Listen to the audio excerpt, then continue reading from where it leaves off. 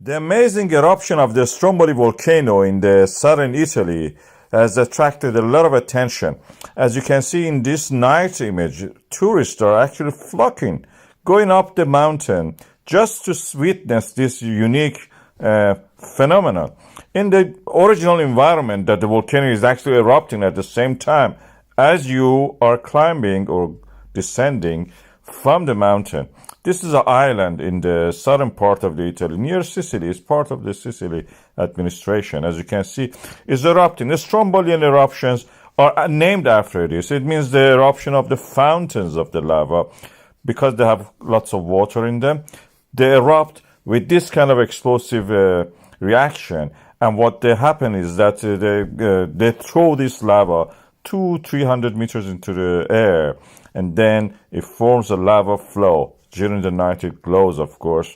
When we look in the daylight, it's something different. We see that they're actually like a normal lava, as we expect.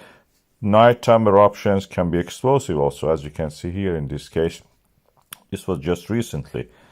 And during the day, as I mentioned, you see that the summit of the volcano, it has some pits. It doesn't have a crater as such.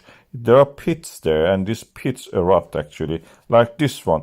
It's a small scale Strombolian eruption, not very big, probably half a meter, 1 meter, but yet it is a eruptive. It is a volcano in that sense. As the island, you can see in this eastern part of it is actually inhabited. You can go there.